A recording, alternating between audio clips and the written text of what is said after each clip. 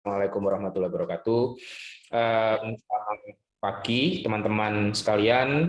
Selamat pagi kepada para pembicara muda pada pagi hari ini. Ada Mbak Velda, ada Mbak Jessica, ada Mbak Widya yang pada pagi hari ini berkesempatan ya untuk membagikan sedikit mungkin pengalaman yang luar biasa dari apa yang sudah mereka jalani, utamanya dalam mempersiapkan aplikasi pendaftaran program ISMA di tahun 2023 ini, begitu. Nah, lebih lanjut sesuai dengan publikasi atau poster yang sudah kita sampaikan pada pagi hari ini, kita akan berfokus mengenai menyiapkan English Proficiency Test, begitu, dan juga menyiapkan motivation letter, begitu. Jadi nanti saudari Jessica akan memberikan ya, akan menjelaskan bagaimana proses persiapan IELTS yang dijalani oleh saudari Jessica, lalu saudari Widya Kania akan menyampaikan tes profisiensi tes dari TOEIC, begitu, karena kalau di vokasi TOEIC itu masih bisa digunakan. Lalu nanti Mbak Velda Adisti akan menjelaskan atau akan memberikan gambaran mengenai bagaimana menyusun motivation letter. Tapi bisa juga nanti teman-teman bertanya mengenai yang lain. Kalau nggak salah kemarin Mbak Velda Adisti itu bilang kepada saya, Mbak Velda, apakah sudah ada di sini Mbak Velda? Halo Mbak Velda, selamat pagi. Halo Pak, selamat pagi. Ya, Mbak Velda kemarin tesnya pakai Duolingo ya? Iya Pak. Oke, jadi nanti teman-teman kalau ya sedikit mau tanya tentang Duolingo bisa ya Mbak Velda ya nanti ya, dengan Mbak Velda juga ya. Bisa Pak, boleh. Oke. Jadi mungkin tidak perlu berlama-lama sambutan dari saya karena saya yakin seluruh peserta yang ada di room pada pagi hari ini juga menunggu-nunggu begitu materi yang akan diberikan oleh ketiga awardee ISMA dan ISMA Vokasi tahun 2022 ini untuk mempersiapkan aplikasi di program ISMA 2023. Tanpa berpanjang-panjang lagi, mungkin supaya efektif Askia ini langsung saya ambil alih saja ya Askia ya. Silakan Pak. Silahkan kita mulai dari Mbak Velda karena ini sudah on cam begitu mengenai how to prepare the motivation letter. Begitu. Mbak Velda sudah siapkah? Atau ada Sudah, yang harus Pak. disiapkan dulu? Enggak sih, Pak. Ya, time is yours, Velda. Oke, Assalamualaikum warahmatullahi wabarakatuh. Sebenarnya terima kasih banyak kepada Undip atas kesempatannya pada pagi hari ini, dan terima kasih juga buat teman-teman yang udah join ISMA Preparation. Saya izin share screen mungkin.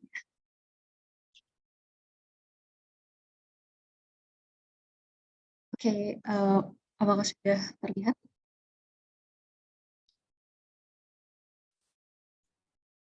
Ya, sudah terlihat. Oke.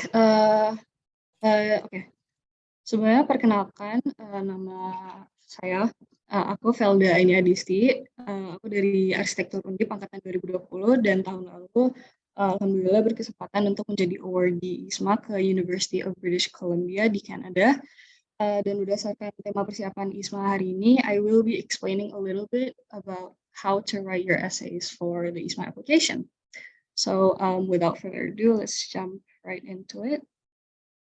Oke, so mungkin aku mau mengingatkan terlebih dahulu bahwa application proses ISMA ini ada 2 tahap. Yang pertama ada tahap pemberkasan dan yang kedua ada tahap interview seperti seleksi beasiswa pada layaknya.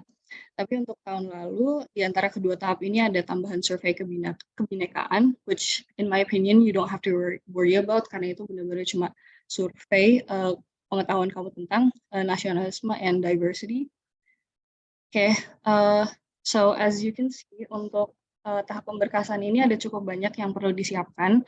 Tapi untuk highlight topik hari ini itu adalah esai, 4 esai yang nanti akan disubmit untuk aplikasi ISMA. So I think we can just go straight to that point.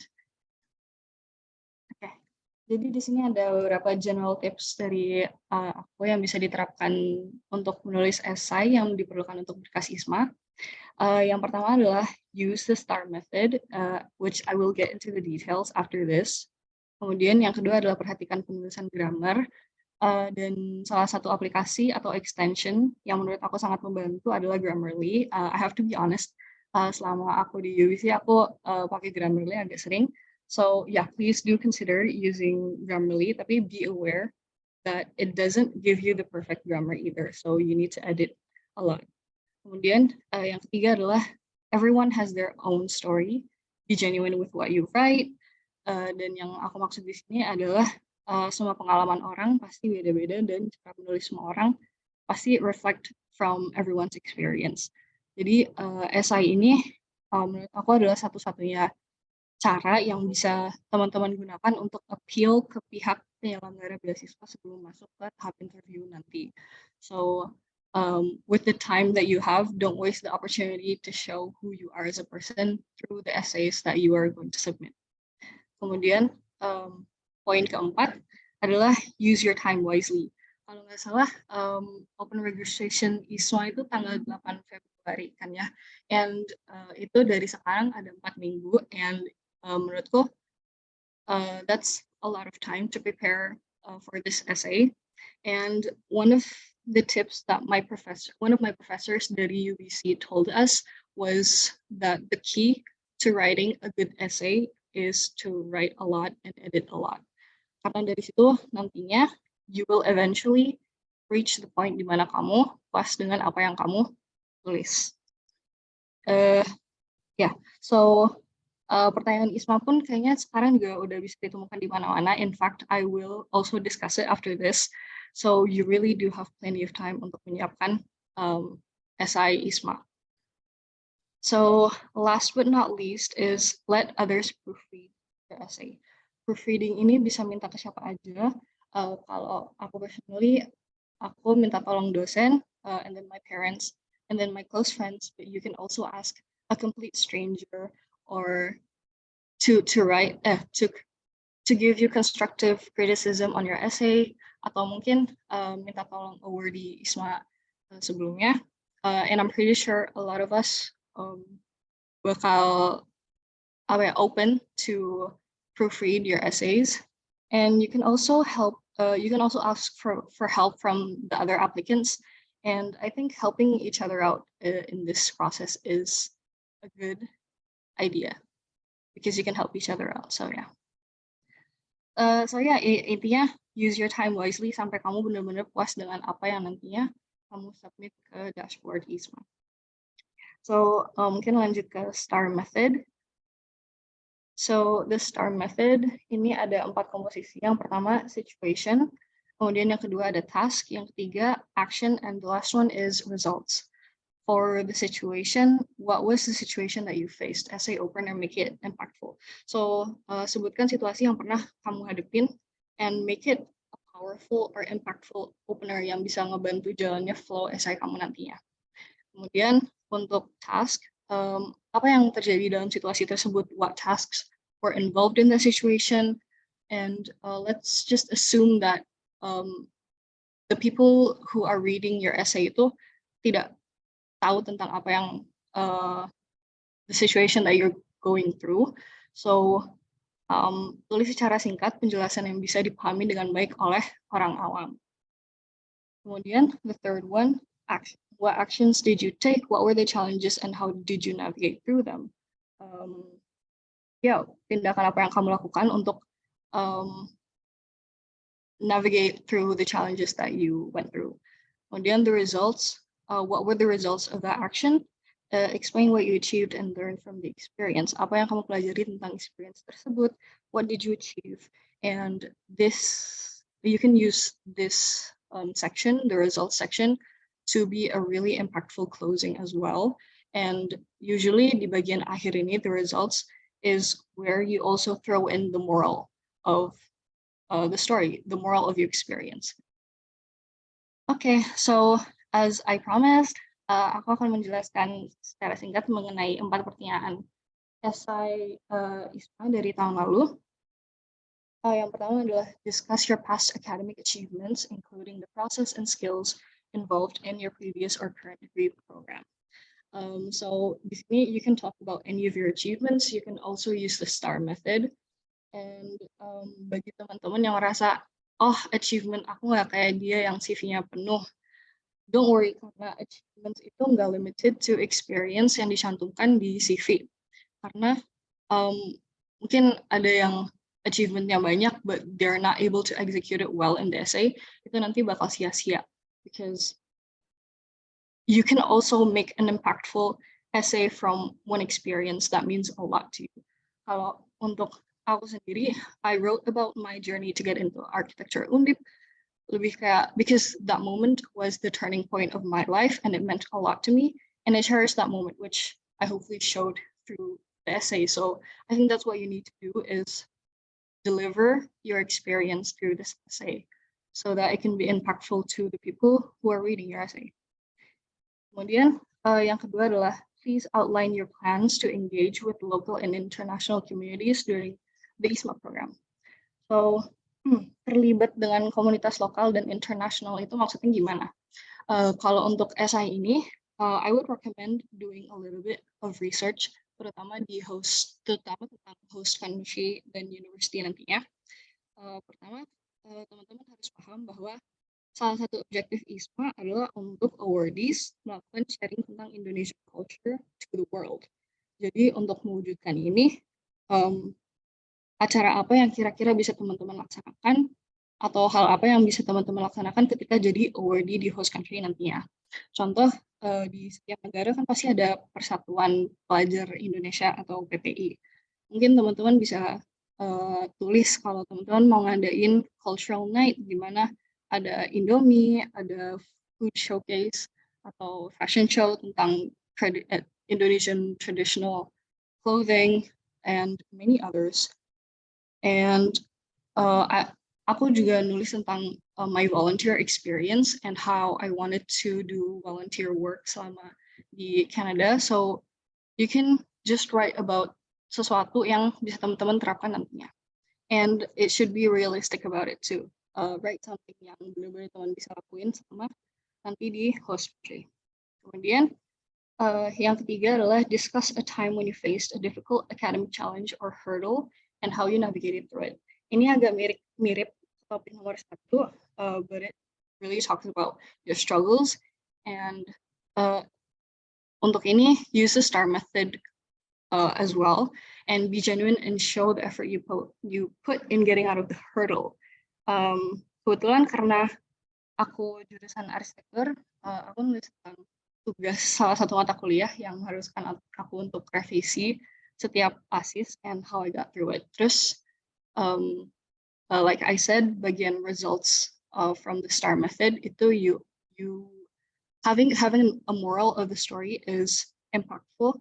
So di akhir rasanya I mentioned tentang apa yang aku dapatkan dari studi tersebut, kayak sebenarnya pembelajaran yang bisa aku dapetin dari tugas aku yang direvisi terus itu apa.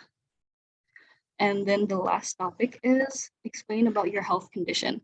So ini topik baru dari tahun 2022, soalnya di batch pertama itu nggak ada essay tentang ini. So basically what I recommend you to write in this essay, in this topic, is to explain your health condition, be honest about it. Karena penyelenggara beasiswa wants to know that you are capable of taking care of yourself selama 1 semester jauh dari teman-teman dekat atau orang tua. And you have to be responsible for your health. So tulis aja secara jujur, kayak I've been struggling with this condition, dan selama nanti aku di host university, di host country, aku bakal ngelakuin ini biar nantinya penyakit aku nggak kambuh, or stuff like that. How are you going to deal with getting sick when you're away from everyone? And I would also like to mention kalau pas pertama sampai ke UBC ke Canada, two of the ISMA awardees itu kena COVID, and all of the awardees we helped each other out. I think kita do groceries for each other dan ngebantuin teman-teman yang COVID. So you have to know that ketika udah di host unit, teman-teman sesama awardees are more likely going to be like family because we take care of each other. And one more tip from me, you have to really be able to envision yourself setelah teman-teman balik dari program ISMA, kayak apa yang akan kamu lakukan setelah program ini selesai, dan pengalaman yang kamu dapatkan dari program ini nantinya akan bermanfaat bagi teman-teman dalam segi apa, especially connected to your real life situation, connected to jurusan teman-teman yang sekarang, gitu sih. Karena nantinya pasti bakal masuk ke interview juga, so essay ini menurut aku itu sangat penting because you make your own essay, so you should know your experience yourself, biar nanti pas interview nggak perlu mikir panjang buat jawab. Oke, so untuk materinya udah sampai situ sih. Ini ada beberapa foto aja about my experience selama di UBC and Vancouver, Canada, bersama teman-teman awardees. And this is what the lecture hall looks like, and this is what the building looks like. And yeah, mungkin sekian dari saya. Terima kasih. Wassalamualaikum warahmatullahi wabarakatuh. You can find more information about ISMA di site isma.id atau ISMA RI, and you can find me at Felda Adisti or isma.bc. Terima kasih.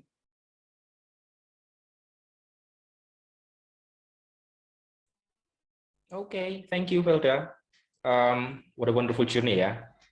Berapa lama kemarin di Kanada? Kurang lebih 4 bulan, Pak. 4 bulan. Efektifnya 4 bulan ya berarti, Felda ya? Iya. Oke.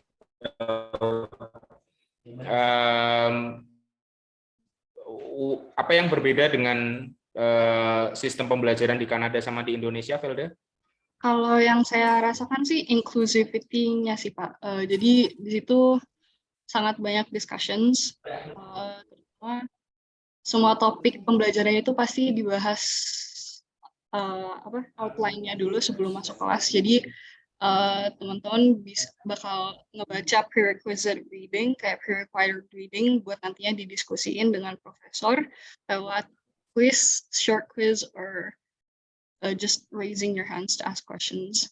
Jadi itu seru sih, bikin suasana lebih enak.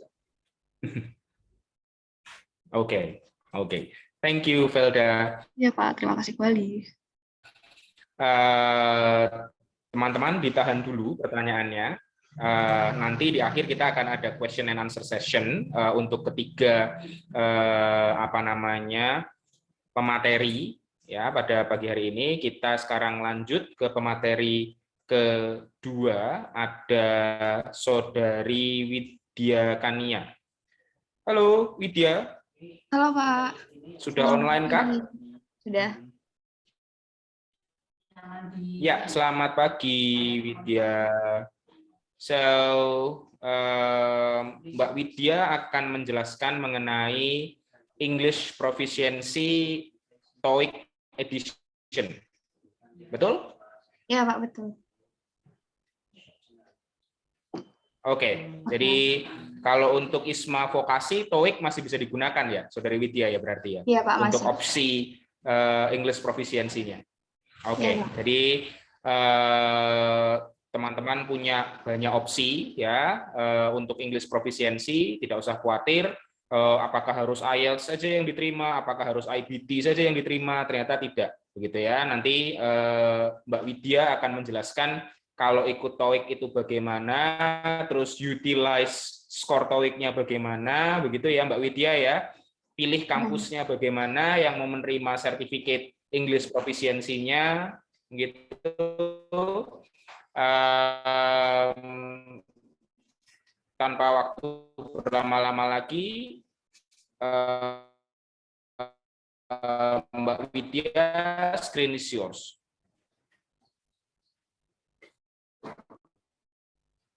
Oke, apakah layar saya sudah kelihatan? Halo? Layarnya udah muncul? Ya, good. Udah? Oke.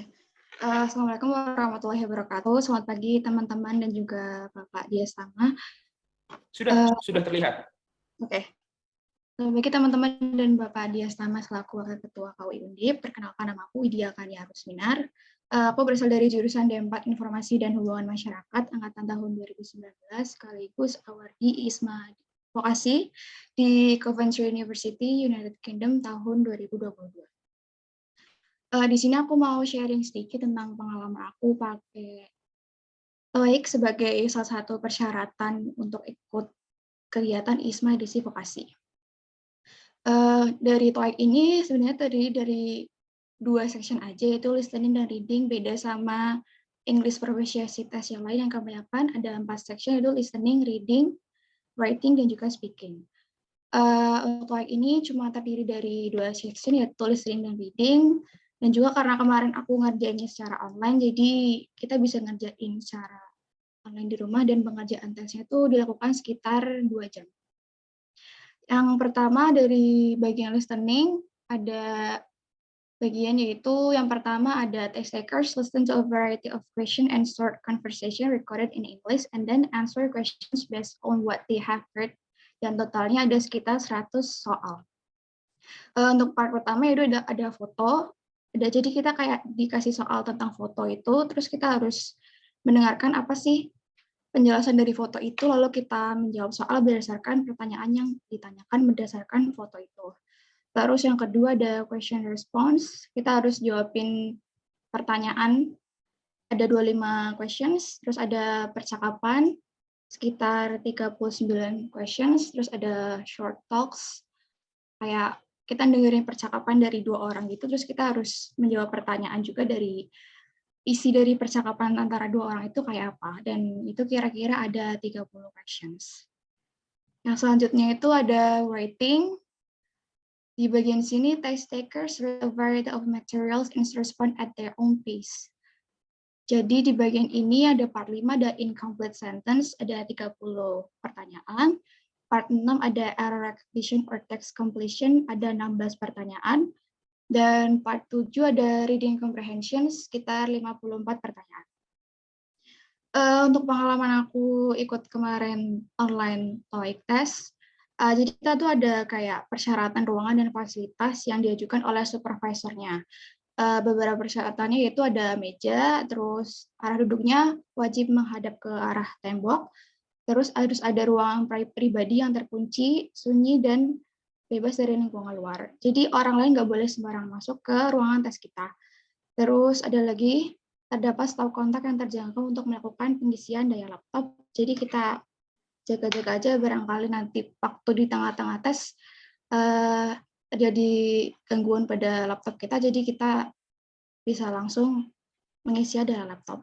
Yang kedua ada di atas meja nggak boleh ada barang-barang apapun kecuali yang dibutuhkan untuk tes, kayak laptop, mouse, pengisi daya laptop, stop kontak, atau KTP. Selanjutnya yaitu ada posisi kamera ketika ujian. Sebenarnya itu kayak kita biasa ujian di kampus juga mirip-mirip kayak gini sih, kayak kita butuh 2 device, yang pertama untuk ngerjain, yang kedua untuk mengawasi kita selama tes. Jadi waktu kita ketika tes itu kita benar-benar diawasin sama supervisornya. Jadi kita nggak boleh melakukan kecurangan apapun dan nggak bisa melakukan kecurangan apapun selama melakukan tes. Seperti itu.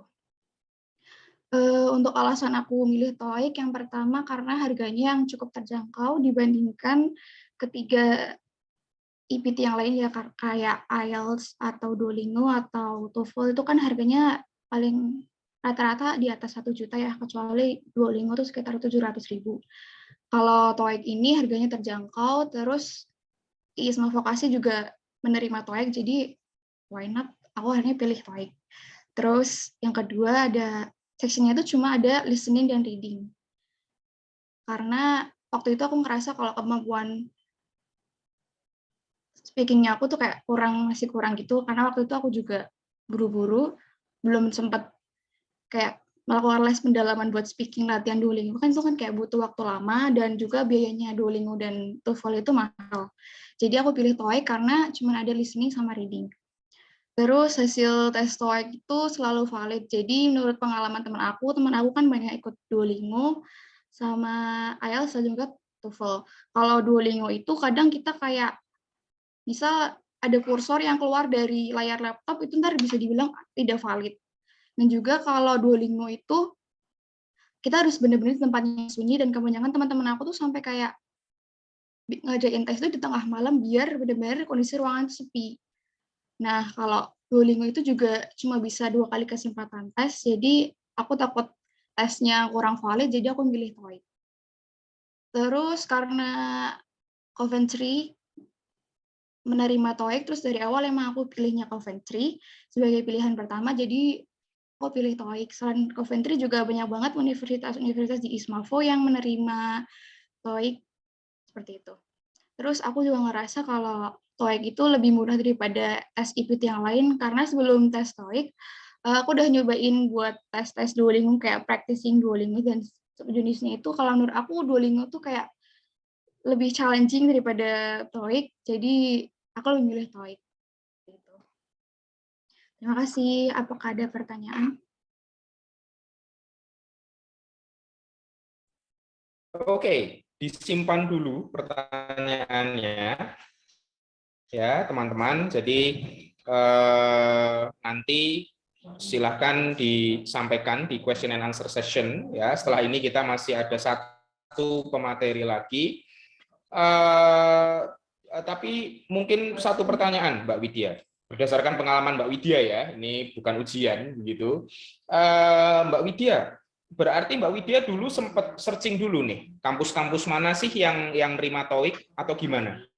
Ya Pak, karena dari pihak ISMAVO sendiri itu juga emang udah melampirkan kayak spreadsheet yang menerima TOEIC, yang menerima DIT itu siapa aja, yang menerima LTS itu univ mana aja.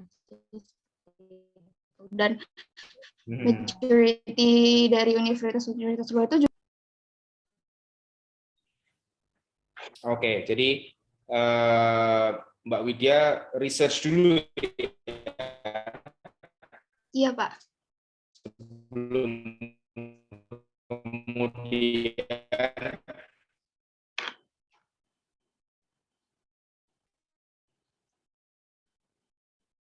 menentukan, oh saya akan pilih TOEIC nih untuk English proficiency test saya. Iya Pak. Gitu ya Mbak Widya ya? Iya Pak, betul. Oke, thank you Mbak Widya. Ya teman-teman, disimpan dulu session di akhir apa namanya agenda pada siang hari ini. Nah, sekarang kita Mbak Jessica Natania. Halo Mbak Jessica, sudah online kah? Halo Pak, sudah Pak. Oke. Ya, jadi Mbak Jessica Natania ini akan memberikan gambaran mengenai English Proficiency Test yang menggunakan IELTS, begitu. Jadi buat teman-teman yang penasaran bagaimana sih IELTS itu, kemudian mungkin Mbak Jessica punya tips and triknya sendiri yang kemudian digunakan Mbak Jessica untuk belajar atau mungkin pada saat tes, dan bagaimana kemudian Mbak Jessica mengutilize sertifikatnya untuk cari tempat studi ya, cari tempat sekolah di luar begitu dengan sertifikat dan skor IELTS yang didapat oleh Mbak Jessica begitu. Mbak Jessica sudah siap dengan presentasinya ya? Sudah Pak, saya izin share screen dulu ya Pak, sebentar. Oke, sure. Time is yours, Jessica. Oke.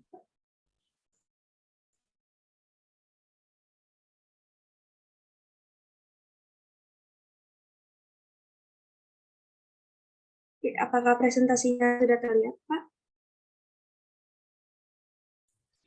Ya, sudah terlihat. Oke, baik. Selamat siang, Pak Dias dan juga teman-teman semua.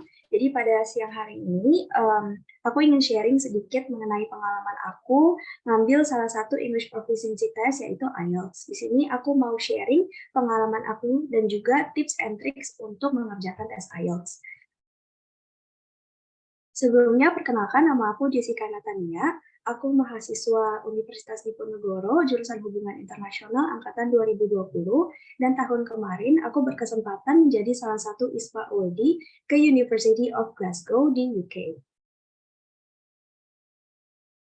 Oke, mungkin pertama-tama aku mau start dulu dengan kasih gambaran apa aja yang aku mau sharing pada hari ini. Pertama, aku mau sharing alasan aku kenapa aku ngambil IELTS, kemudian format tes apa aja yang ada di IELTS, dan juga tips and tricks untuk mengerjakan tes IELTS itu sendiri. Oke, pertama-tama aku mau sharing dulu alasan aku kenapa aku ngambil tes IELTS dibandingkan English Proficiency Test lainnya. Nah, yang pertama itu, salah satu host university pilihan aku, yaitu University of Glasgow, itu hanya menerima IELTS dan TOEFL. Jadi di antara dua tes English ini, IELTS dan TOEFL, aku merasa lebih familiar dengan IELTS. Maka dari itu, aku decided to choose IELTS for my English Proficiency Test. Yang kedua, aku merasa dengan memiliki sertifikat IELTS, aku bisa menggunakan sertifikat tersebut bukan hanya untuk mendaftar ISMA, tapi juga bisa digunakan untuk mendaftar hal-hal lainnya seperti beasiswa, kemudian bisa digunakan untuk studi lanjut seperti S2, untuk daftar magang, dan juga untuk daftar kerja. Jadi in general, I feel like IELTS have higher credibility, therefore it is more useful in the future.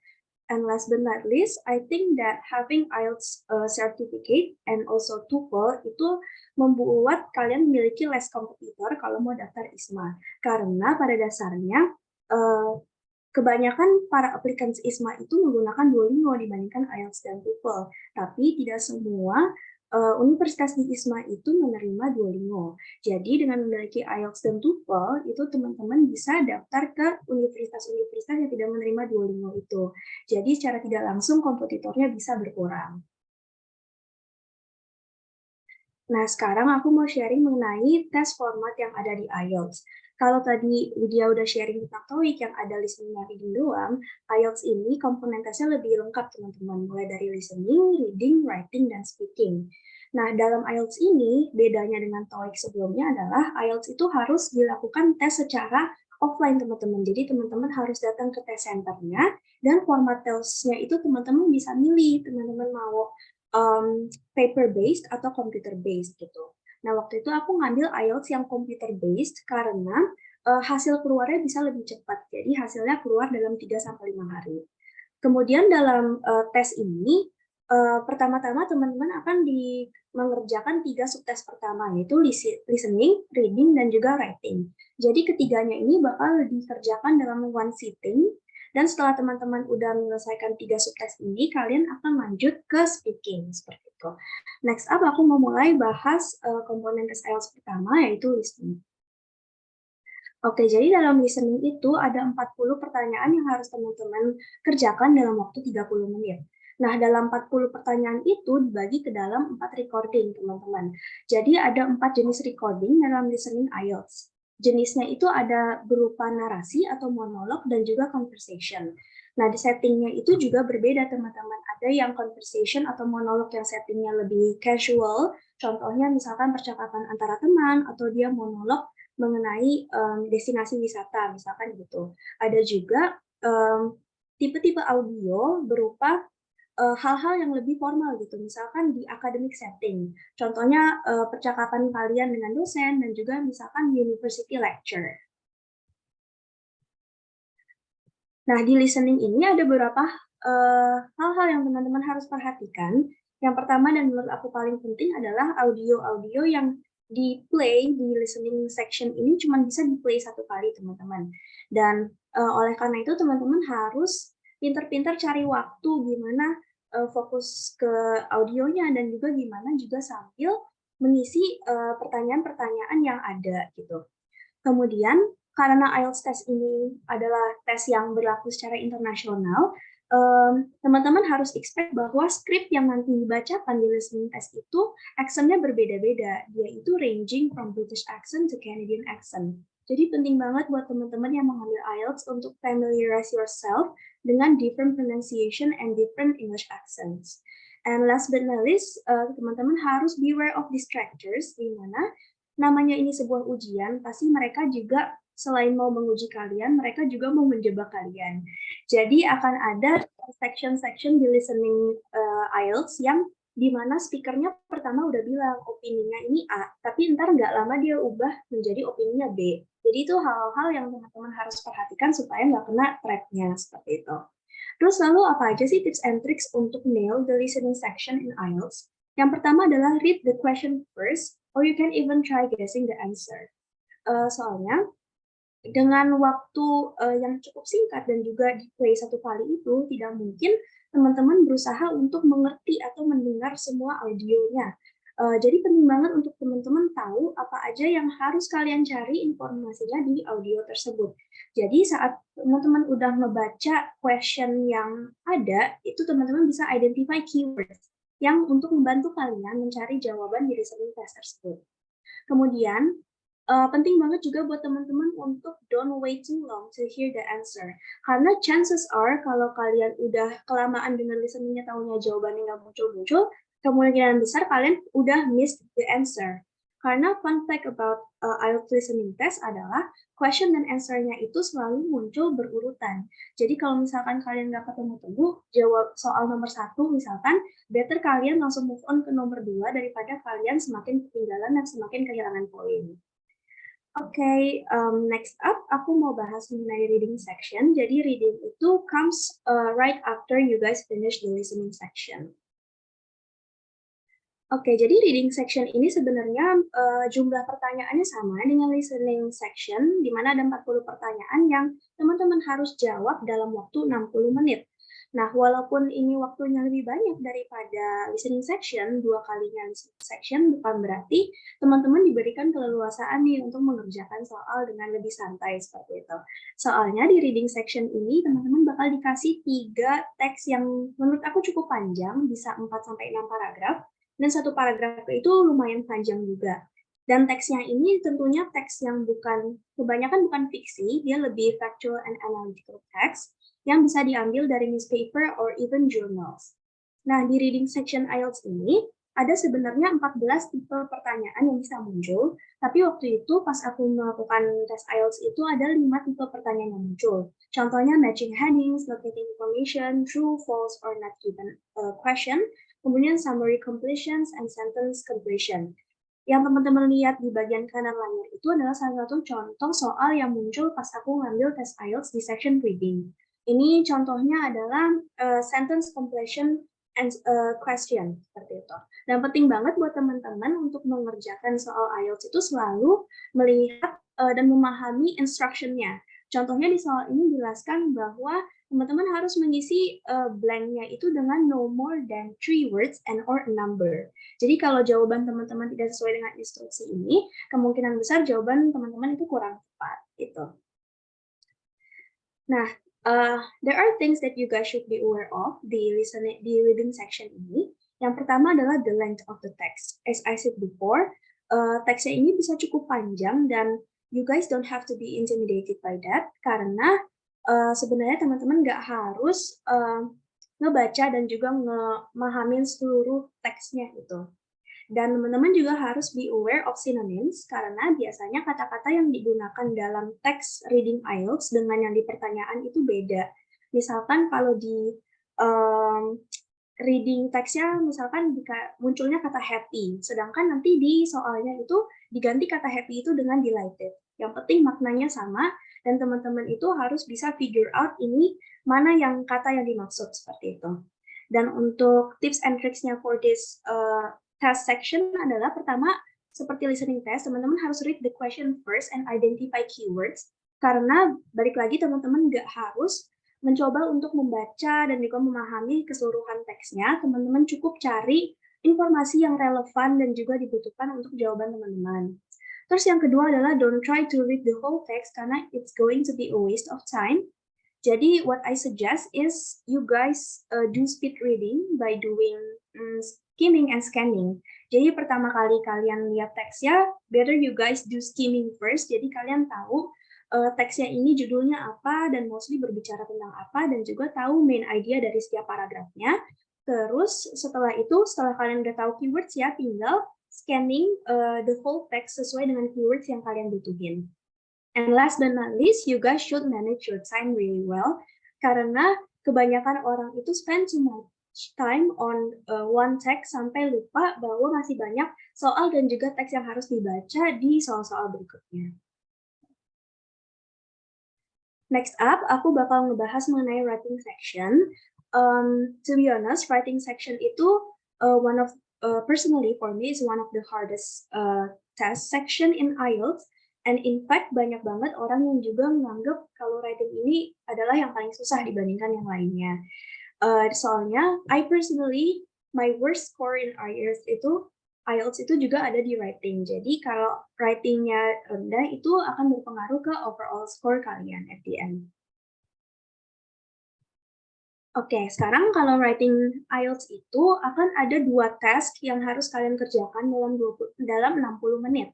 Tes yang pertama itu kalian akan dikasih waktu 20 menit untuk membuat sebuah summary, description, atau explanation dari sebuah data yang berbentuk visual gitu. Jadi datanya itu bisa berupa bar graph seperti yang digambar di samping, atau bisa pie chart atau table dan lain-lainnya. Dan dari informasi visual itu kalian diminta untuk menuangkannya ke dalam teks seperti itu teman-teman. Nah, tips untuk teks yang pertama ini adalah kalian harus membuat struktur, harus menulis berdasarkan struktur. You guys can start from introduction, kemudian menjelaskan overall dari grafik ini membicarakan tentang apa dan hasilnya seperti apa. Dan terakhir, you guys can go into detail setiap movement yang ada di grafik ini. Misalkan ada kenaikan atau ada penurunan dari grafik tersebut, itu teman-teman bisa jelaskan ke dalam teks kalian. Kemudian yang kedua, teman-teman bisa paraphrase. Jadi sangat penting ya untuk teman-teman untuk bisa memparafrase sebuah kalimat dalam IELTS kalau saat writing. Misalkan di introduction ini kita itu sebenarnya tujuannya adalah memparafrase soalnya. Misalkan di sini kata-katanya the chart below shows the number of bla bla bla bla. Nah, untuk introduction-nya teman-teman tuh bisa start dengan mengganti kata-katanya. Misalkan jadi kayak the given bar graphs illustrate bla bla bla bla. Yang penting teman-teman tahu gimana caranya untuk mengubah soal menjadi dengan kata-kata lain tapi maknanya sama seperti itu. Dan penting juga untuk use different vocabularies karena salah satu komponen penilaian dari writing IELTS ini adalah lexical resource kalian. Jadi seberapa banyak kata-kata yang kalian tahu dalam bahasa Inggris gitu. Next up, kita ada tes yang kedua. Kalau tes yang kedua ini waktunya 40 menit dan kalian akan diminta untuk membuat sebuah essay pendek, minimal 250 kata, dan essay-nya ini biasa lebih bersifat argumentatif dan juga berdasarkan opini atau point of view kalian terhadap suatu isu. Nah, contohnya itu ada pertanyaannya di bawah, nowadays people are able to use the internet to do an increasing number of tasks. Is this a positive or negative development? Jadi teman-teman basically di sini tinggal tuangin semua argumen kenapa kalian setuju dan tidak setuju, seperti itu. Tips and tricksnya kurang lebih juga sama. Teman-teman harus memiliki struktur dalam menulis essay dalam IELTS ini supaya tulisannya itu organized. Kemudian kalian bisa menggunakan different grammar and sentence structure seperti di task sebelumnya, karena itu menjadi salah satu komponen penilaian. Kemudian yang ketiga, be consistent. Maksudnya be consistent ini adalah dalam penulisan di IELTS ini, teman-teman itu bebas sebenarnya mau menggunakan spelling British atau American spelling, as long as you're consistent. Jadi kalau misalkan kalian pertama-tama udah decide, oh aku mau nulis in British spelling, jadi the whole writing itu harus to be in British spelling as well gitu. Nggak boleh campur-campur British and American spelling.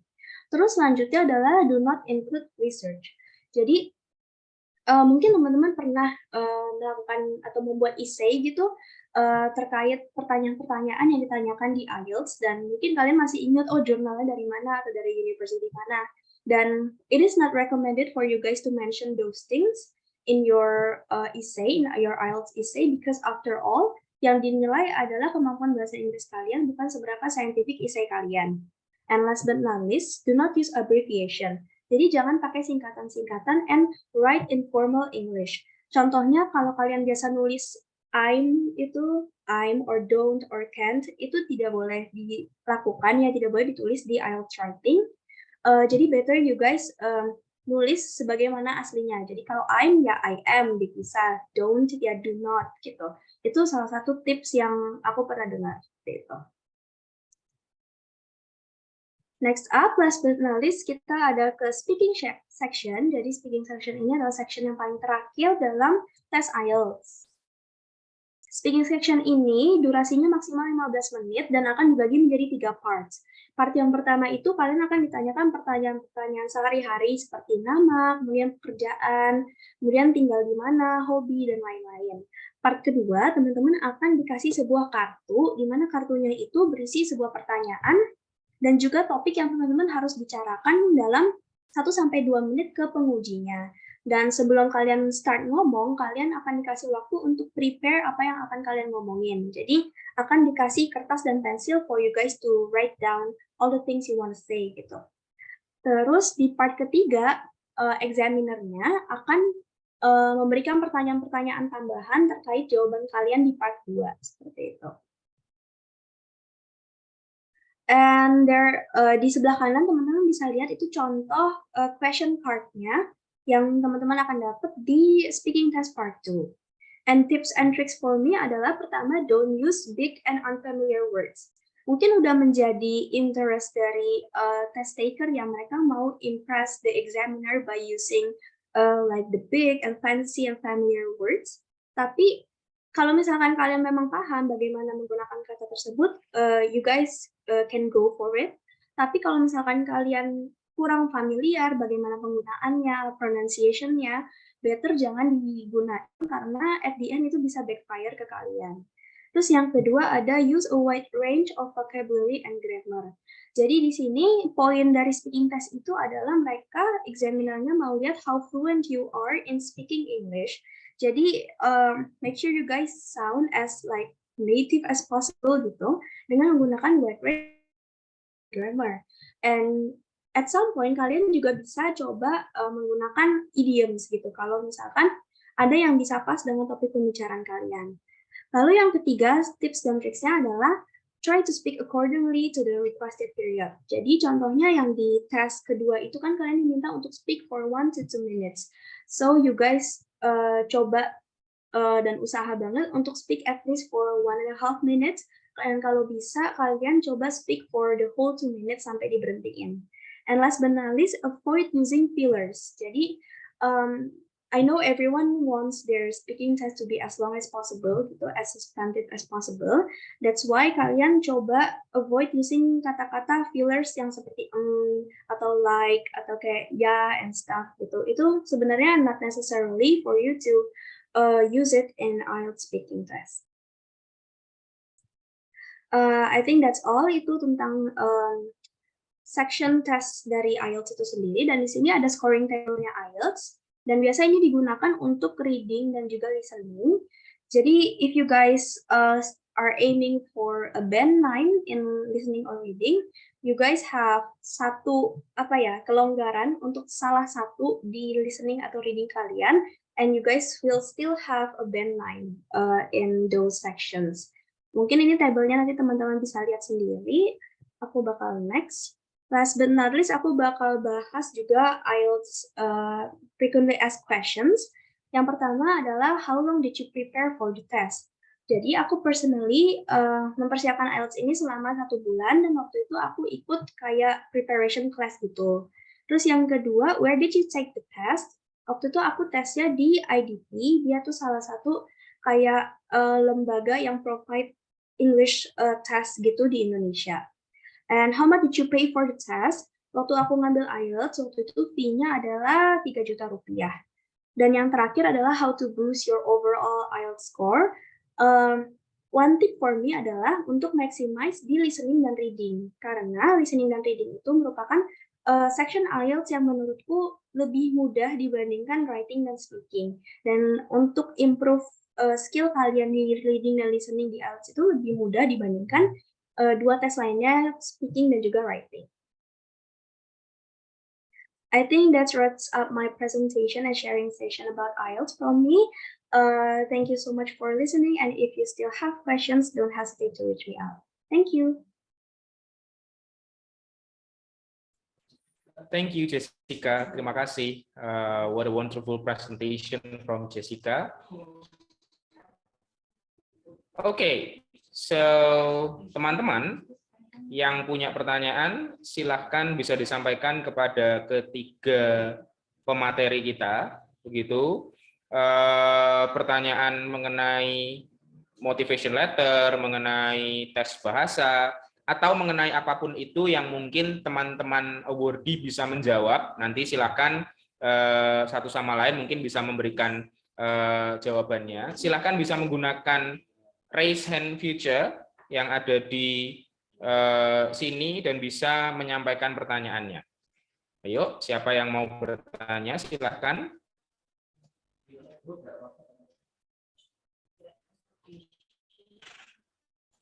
Oke, kita punya dua penanya pertama, ya.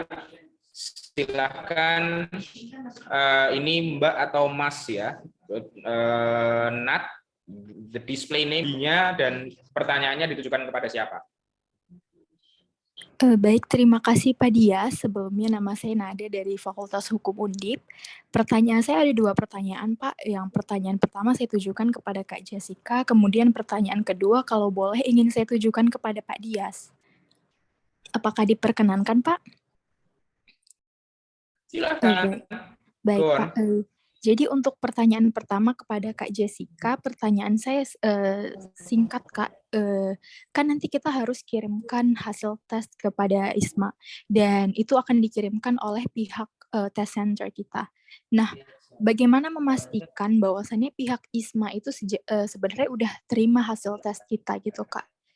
Dan untuk pertanyaan kedua kepada Pak Dias, tahun lalu kan ada grup Microsoft Teams ya Pak yang akan membagikan templates dokumen yang nanti kita butuhkan. Dan untuk tahun ini apakah nanti akan ada juga dan kemudian syarat-syaratnya apa saja untuk masuk ke dalam grup tersebut. Dan kemudian apakah Undip akan punya internal timeline Pak untuk kita bisa submit dokumen-dokumen kita supaya kita bisa dapat recommendation letter, dan gimana kalau misalnya Undip punya timeline-nya sendiri, lalu ternyata pada saat penutupan timeline itu kita belum terima hasil tes IELTS kita gitu Pak. Terima kasih Pak Dias.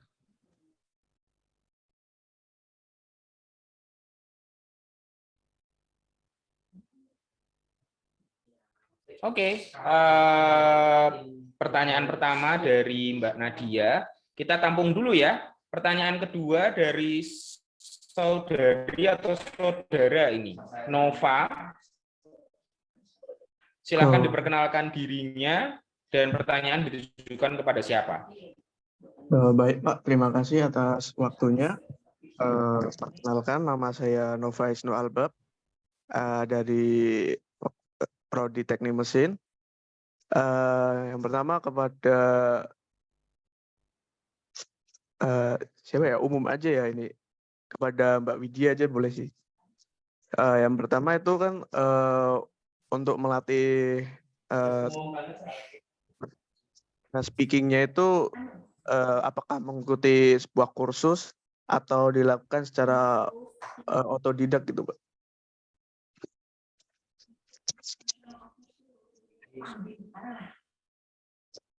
Halo. Oke, ada lagi Mas Nova? Dan yang kedua untuk Pak Istama Ramadan, apakah boleh Pak? Silakan. Undip sendiri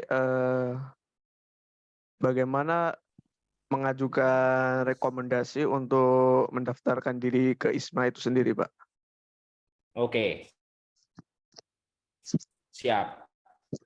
Kalau begitu pertanyaan yang kedua nanti Mbak Velda yang akan menjelaskan ya pengalamannya. karena masih sama. Mbak Velda, nanti pertanyaan kedua dirimu yang jawab ya. Oke, Pak. Bagaimana mendapatkan recommendation letter, Mbak Velda? Pengalaman Anda, gitu. Siap. Oke, Terima kita kasih, jawab Pak. dulu ya. Ya, Pak. Teman-teman, tadi terima kasih Mbak Nadia dan Mas Nova. Masih ada pertanyaan, Mas Nova? Tidak, Pak. Terima Mas kasih. Nova, hello, masih ada pertanyaan kah? Tidak, Pak. Oke, Terima kasih. iya. Mbak Jessica mungkin bisa dijawab dulu. Oke, terima kasih Mas Nova. Mbak Jessica mungkin bisa dijawab dulu. Tadi pertanyaannya berarti ada satu untuk Mbak Jessica. Lalu mungkin ketiganya ya ini bisa sharing ya. Apa namanya? Gimana sih Anda semua bertiga ini latihan speaking otodidak atau apa namanya mengambil preparation sendiri atau pola belajar bahasa Inggris bagaimana? Mungkin pertanyaan lebih umumnya seperti itu ya untuk Velda, untuk Widya dan untuk Jessica. Begitu. Sebelum nanti saya menjawab pertanyaan dari Mbak Nadia. Begitu, silakan. Monggo, Mbak Jessica dulu mungkin. Oke, baik Pak. First of all, thank you Nadia for the question. Jadi waktu itu untuk ngirim hasil IELTS ya ke ISMA itu kamu tuh tinggal kontak ke itu test center kamu, test center IELTS kamu. Jadi pas kamu awal tes itu kamu sekalian bilang aja nanti hasilnya mau diminta tolong dikirim ke itu ya ke ISMA gitu. Nah untuk test center-nya kamu itu nanti dia bakal minta kayak kode institusinya ISMA. Nah, untuk kode institusinya ISMA itu kamu bisa lihat di IG-nya ISMA. Kalau nggak salah, mereka kemarin sempat share post tentang how to send your English proficiency test ke ISMA. Nah, di situ kamu bisa lihat kode institusinya buat TOEIC, buat TOEFL, dan buat IELTS sama buat Duolingo kalau nggak salah. Mereka udah send out information-nya di situ. Terus kalau gimana tahu dia udah diterima sama ISMA atau belum? Nah itu kemarin sih aku nggak dapat confirmation email dari ISMA, tapi aku dapat confirmation emailnya dari test center aku. Jadi the only thing you can make sure is to ask your test center. Itu sih Nadia. Terus mungkin sekalian saya jawab yang speaking test kah ya Pak?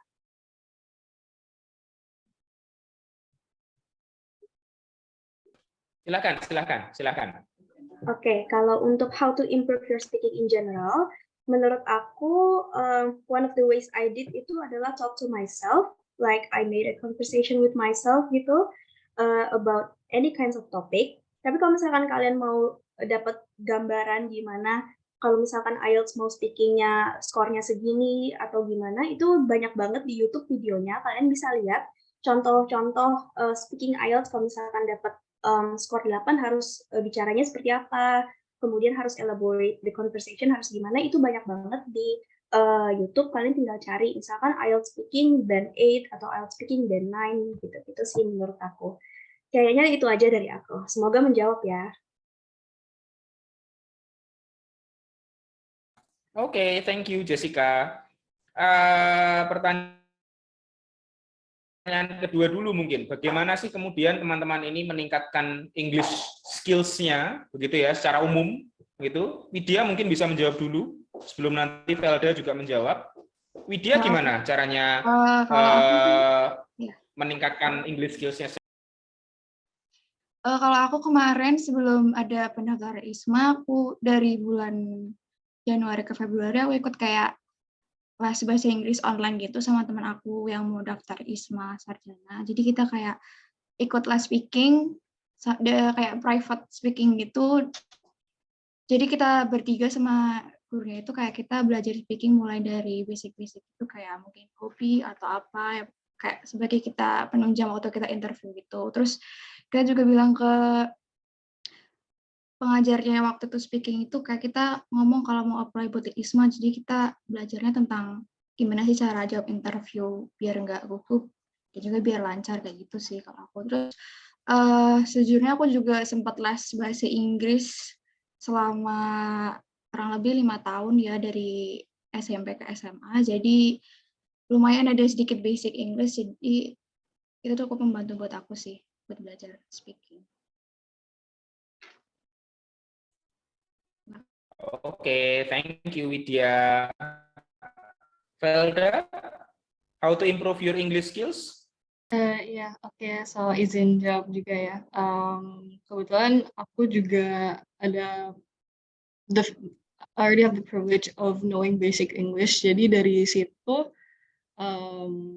how I improved it, mungkin kurang lebih sama kayak Jessica juga. Aku nyari practice questions di YouTube kayak IELTS Band 9 or 8.5. Itu juga banyak. Dan untuk aku juga sempat frustrasi sih ketika apa ya, my English skills nggak sesuai yang aku ekspektasikan.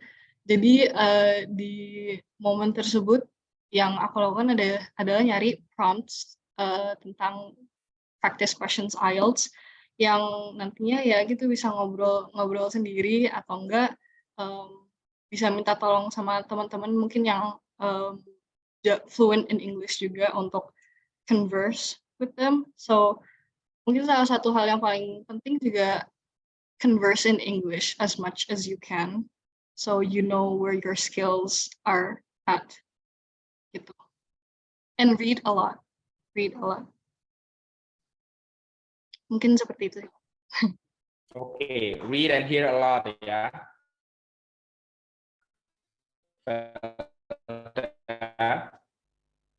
Oke.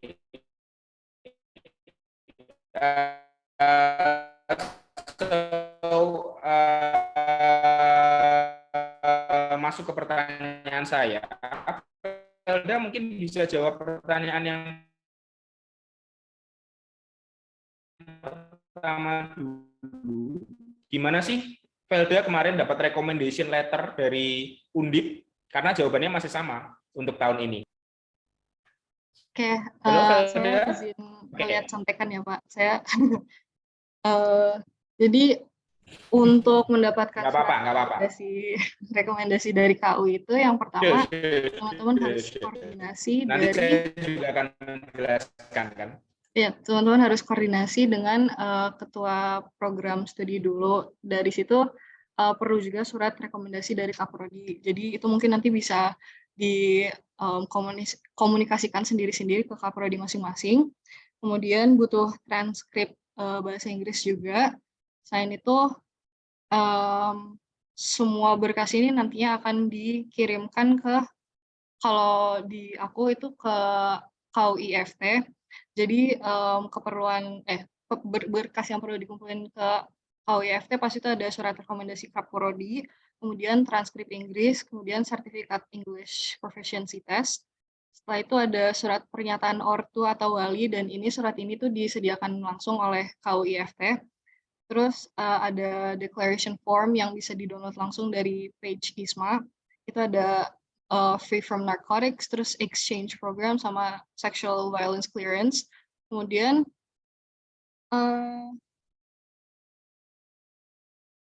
scan KTM sama CV, tapi kayaknya itu nggak bakal diperluin lagi.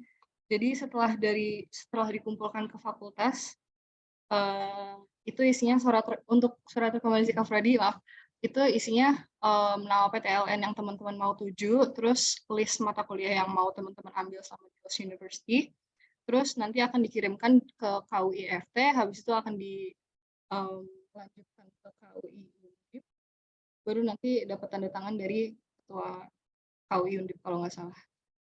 Apakah betul Pak? Mungkin bisa dikoreksi apabila ada yang betul. Okay. Betul. Ya. Jadi saya mengambil alih ya. Saya menambah pertanyaan dari Mbak Nadia tadi. Jadi ada 2 pertanyaan dari Mbak Nadia. Apakah di Undip nanti akan ada internal timeline? Ya, jadi untuk seluruh nanti di Undip akan ada internal timeline. Ini sama seperti tahun-tahun sebelumnya, baik tahun 2021 maupun tahun 2022. Apa namanya yang sudah menjadi awardee pasti akan selalu ada internal timeline. Kapan? Pasti akan diumumkan. Tunggu, karena ISMA sendiri juga sampai saat ini belum merilis kapan program akan dibuka, kapan pendaftaran akan dilaksanakan, gitu ya. Kalau kabar burung di luar banyak, tapi kan kita bisa berkaca atau hanya bisa berpatokan kepada official statement, begitu. Sampai saat ini belum ada official statement yang menyatakan kapan ISMA 2023 akan dimulai, gitu. Tapi kalau pertanyaan Mbak Nadia tadi, apakah akan ada timeline internal? Ya, nanti akan ada timeline internal dan pasti akan kami informasikan, gitu. Lalu yang kedua, bagaimana cara mendapatkan surat rekomendasi? Tadi sudah dijelaskan oleh Saudari Velda, dan saya rasa itu juga sama yang terjadi di Saudari Widya dan Saudari Jessica ya tadi ya, untuk mendapatkan recommendation letter ya, akan ada proses tahapan mulai dari tingkat fakultas dulu, begitu. Baru kemudian setelah tahapan di tingkat fakultas, nama-nama yang dikirimkan dari tingkat fakultas itu akan mendapatkan recommendation letter di tingkat universitas, begitu. Jadi recommendation letter itu tidak diajukan secara mandiri, tapi recommendation letter itu akan diajukan oleh international office di masing-masing fakultas. Jadi mulai sekarang paling tidak, Pak, saya kalau mau ikut ISMA ngapain? Paling tidak Anda tahu kontaknya international office di tingkat fakultas itu siapa. Karena informasi garis depan Mbak Velda ada dari KUI-nya FT, ya berarti ya, dari international office-nya FT. Mbak Nadia nanti silahkan cari informasi siapa international office di FH. Ya, di Fakultas Hukum, begitu. Itu tadi untuk pertanyaan yang kedua, begitu. Begitu, Mbak Nadia. Apakah ada yang mau ditanyakan atau ada feedback mungkin, Mbak Nadia? Baik Pak, terima kasih atas jawabannya. Berarti Oke, saya rasa cukup ya Mbak Nadia ya, karena ini tidak memberikan respons. Mudah-mudahan menjawab. Baik Pak, Gimana? kasih. Ya, lanjut. Jadi begini silakan, Pak, berarti silakan. Kalau ada template dokumen itu juga nanti akan dibagikan ya Pak, setelah muncul rilis dari timeline internal. Betul. Apapun dokumen yang dibutuhkan, betul. Nanti kalau ada format pasti kita akan beritahu. Baik Pak, terima kasih Pak Dias atas jawabannya. Cukup menjawab. Oke, terima kasih Mbak Nadia. Oke, kita masuk ke termin kedua ya. Silahkan teman-teman yang mau bertanya bisa menggunakan fitur raise hand, begitu ya. Tidak usah malu-malu karena ini semua mahasiswa semua, begitu ya. Ini dari Anda untuk Anda, begitu. Silahkan kalau mau ada pertanyaan apapun, ya apapun itu, selama teman-teman awardee bisa menjawab, selama saya bisa menjawab, pasti akan kami jawab, begitu. Pertanyaan selanjutnya ada dari saudari atau saudara ini, Rengganis. Silahkan perkenalkan diri dan pertanyaan ditujukan kepada siapa. Baik Bapak, terima kasih atas kesempatannya. Perkenalkan nama saya Rengganis. Saya dari Fakultas Kedokteran Undip. Saya ada 2 pertanyaan. Yang pertama untuk Kak Velda. Jadi kalau misalkan untuk academic achievement itu kita nggak pernah ikut lomba, lebih ke nggak pernah juara lomba akademik itu, kira-kira apa yang harus kita tulis ya Kak, biar esai kita tetap menarik gitu? Apakah menjelaskan tentang IP kita itu cukup atau ada tips lain dari Kakak seperti itu? Lalu pertanyaan kedua untuk Kak Jessica, jadi saya kan baru kayak unfamiliar dengan IELTS ya Kak, lalu saya waktu coba tesnya online itu yang secara gratis itu ada reading section yang kita disuruh input huruf A sampai I gitu Kak, dan saya bingung ini maksudnya apa gitu Kak, apakah Kak Jessica bisa menjelaskan ataukah memang itu kesalahan dari webnya gitu, soalnya dari instruksinya itu cuma kita disuruh input huruf A sampai I gitu tanpa ada penjelasan lebih lanjut gitu Kak. Jadi saya bingung. Lalu saya juga mau tanya lagi untuk hasil IELTS itu apakah juga dikirim ke kita jadi kita tahu nilai IELTS kita berapa atau cuma dikirim ke ISMA aja gitu Kak. Terima kasih.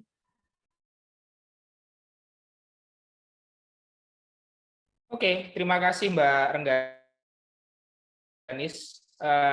Pertanyaan kedua dari Saudari Rena. Saudari Rena, silakan diperkenalkan dirinya dan pertanyaan ditujukan kepada siapa? Baik, selamat siang Pak Dias dan to all speakers. Aku Rena dari Biotechnology. Mungkin di sini case-nya aku ingin bertanya mengenai TOEFL IBT. Mungkin bisa para speakers yang tahu mengenai pertanyaan ini nanti bisa dijawab ya, karena saya juga bingung juga untuk tunjukkan ke siapa. Terus mengenai pertanyaan saya, jadi itu dari IPT Center itu dapat jadwal TOEFL IBT itu di tanggal 11 dan tanggal 25 Februari. Nah, saya merasa kalau tanggal 11 itu terlalu cepat untuk saya gitu, saya masih butuh belajar banyak juga. Nah, kalau misalkan saya ambil di tanggal 25 Februari itu, apakah skor tesnya itu bakal keburu gitu untuk dikirim ke ISMA itu sendiri? Karena kan mengingat course registration itu tanggal 1 Maret, mungkin gitu. Jadi, is it eligible for us to apply to ISMA walaupun kita ngambil tesnya di tanggal 25 Februari itu? Gitu. Terima kasih, Pak Dias. Oke, terima kasih Mbak Rena. Mungkin nanti saya coba bantu jawab ya mengenai TOEFL IBT. Because recently I'll take my IBT ya. Just several moments ago. I mean, like it was on November 2022. Yeah. So yeah, I will explain about the IBTs and then. Edwin Christian Giovanni, silakan pertanyaannya. Baik Pak, saya punya pertanyaan, mungkin Bapak sendiri bisa menjawab atau mungkin kakak yang lain bisa jawab juga. Saya diperkenalkan sendiri, dulu. Diperkenalkan. Ya, nama saya Edwin Christian Giovanni dari jurusan manajemen Fakultas Ekonomi Bisnis Undip. Saya mau nanya, saya sendiri udah pernah tes IELTS dan dari IDP juga. Untuk pendaftaran ISMA ini berarti kalau nanti saya harus kontak lagi ke IDP-nya atau saya bisa naruh hasil tes IELTS saya secara sendiri gitu Pak untuk nanti buat ISMA-nya. Terima kasih.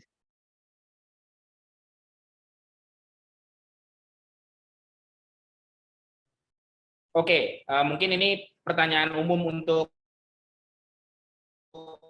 teman-teman bertiga ya, untuk Mbak Widya, Mbak Felda, dan Mbak Jessica. Kalau sebelumnya sudah ngambil itu terus apa namanya pengumpulannya ke ISMA dan ke universitas tujuannya bagaimana, begitu.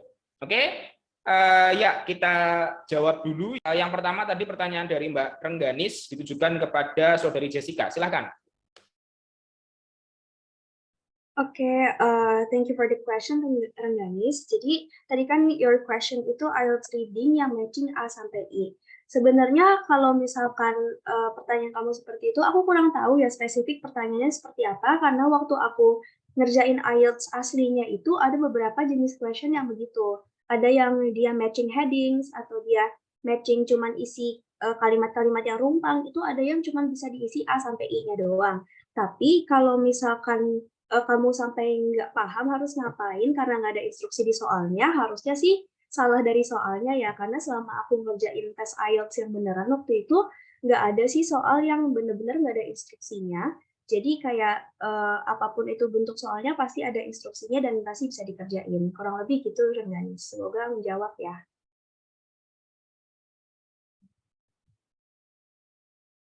Baik Kak, terima kasih atas jawabannya. Kalau untuk yang hasil IELTS tadi dikirim ke kita atau hanya ke ISMA aja? Oh iya, oke. Sorry ketinggalan. Tadi kalau yang IELTS hasilnya itu nanti kamu bisa bakal dikirim ke kamu juga. Jadi dari tes centernya itu bakal ngasih hasil secara online sama offline. Jadi online itu kayak kamu bisa lihat di webnya IDP, karena waktu itu aku tesnya di IDP, kamu kayak tinggal masukin nama, kalau nggak salah nama dan tanggal lahir kamu, nanti bakal keluar hasilnya berapa, terus kamu juga kayak bakal dapet sertifikat fisiknya, itu kamu bisa ambil di tes center kamu juga. Tuh. Jadi selain bisa dikirim ke ISMA, bisa kamu ambil juga hasil tesnya. Kurang lebih gitu. Terima kasih Kak Jessica atas jawabannya. Oke. Thank you Jessica, thank you Ganis. Tadi pertanyaan yang kedua untuk Velda ya kalau nggak salah ya. Terkait kalau saya nggak punya juara atau apa begitu, how to polish myself. Iya benar Bapak. Oke. Mungkin aku izin jawab ya. Aku mau tanya dulu ke Rengganis mau. Ya, mau tanya dulu ke Rengganis to make sure. Tadi kamu dari Fakultas Kedokteran kan ya? Iya Kak, saya dari Prodi Gizi. Oke. Menurut aku itu udah achievement sendiri sih. Kalau mungkin kayak yang tadi aku bilang, you don't have to worry about achievements yang kebanyakan kalau misalkan nantinya nggak bisa dimasukin ke essay secara baik. Jadi menurut aku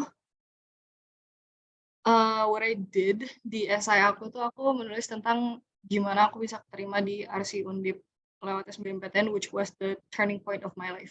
Dan itu something that I really cherish a lot. Jadi mungkin bisa direfleksikan juga ke kamu, di mana dari kamu keterima di Fakultas Kedokteran ini mungkin bisa jadi achievement sendiri buat kamu, dan pasti dari akhirnya kamu keterima di Fakultas Kedokteran ini pasti kamu punya struggle sendiri kan, jadi itu mungkin bisa diceritain kayak what you went through to get to the point that you're in right now. Setelah itu mungkin juga yang kamu mention juga tentang IPK, how you maintain your IPK selama ini, itu bisa diceritakan juga kayak the struggle and what you learned dari your hardship selama di FK ataupun untuk keterima di Undip sekarang. Apakah membantu atau mungkin ada yang mau diluruskan lagi? Sudah menjawab Pak Velda, terima kasih atas jawabannya. Oke, good luck.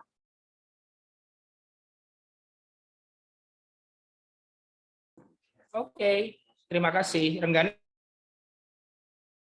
ada pertanyaan yang ketinggalan mungkin? Atau sudah terjawab semua ya Rengganis ya? Sudah terjawab semua Pak, terima kasih. Oke, pertanyaan selanjutnya dari Mbak Rena tadi terkait dengan TOEFL IBT ya. Tes tanggal 11 dan tanggal 25, opsinya saya pilih tanggal berapa? Yang paling siap. Ya, Mbak Rena, yang paling siap. Begitu. Jadi mungkin ini jawaban akan sama juga untuk ketiga awardee ini. Kapan sih ambil tanggal tes sebetulnya harusnya yang paling siap. Begitu. Karena apa? Karena akan menjadi sebuah kemubaziran ya, kesia-siaan kalau Anda mengambil tes pada saat Anda belum siap. Begitu. Lalu pertanyaan yang kedua tadi apa, Mbak Rena? Ini Pak, karena course registration dari ISMA itu sendiri kan tanggal 1 Maret ya, dan tanggal 25 Februari ke 1 Maret itu sangat-sangat mepet. Apakah pengiriman tes skor TOEFL itu bakal keburu gitu Pak untuk sampai ke ISMA itu sendiri? Ya.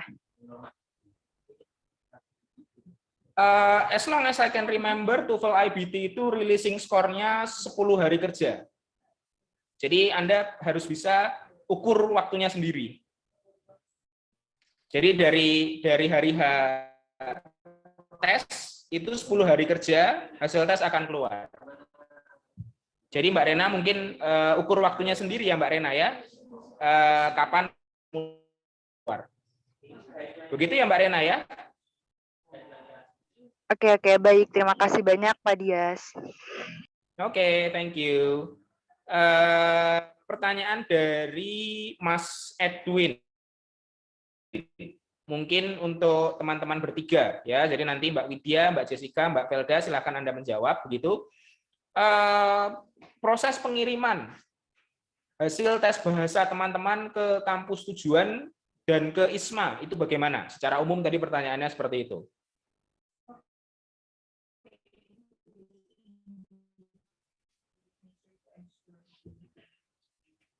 Silakan, siapa dulu yang mulai?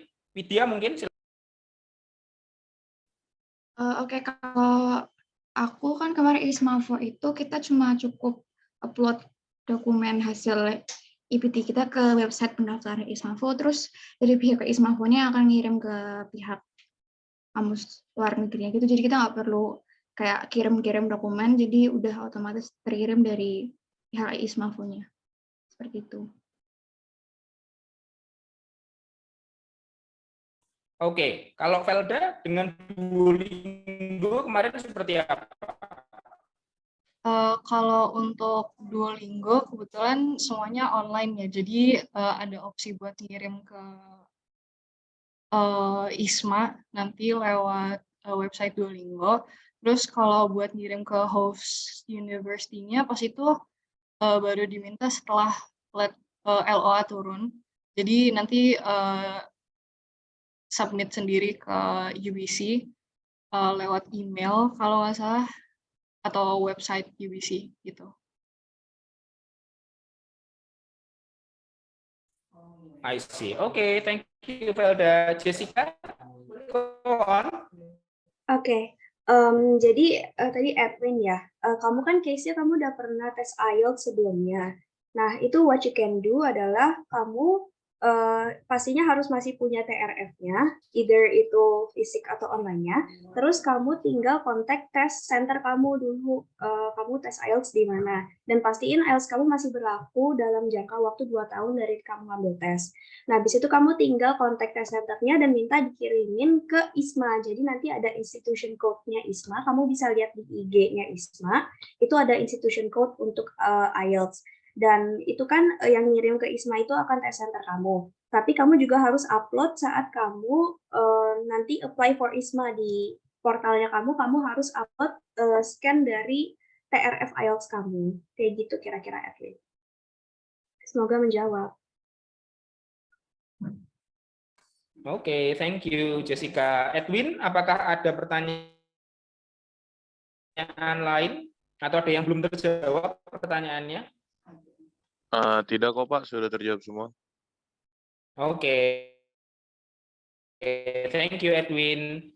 Oke, termin terakhir. Ya, ini adalah pertanyaan termin terakhir. Mungkin 2 atau 3 penanya terakhir. Ya, 2 atau 3 penanya terakhir. Silakan yang mungkin masih ada pertanyaan, masih ada penasaran, daripada nanti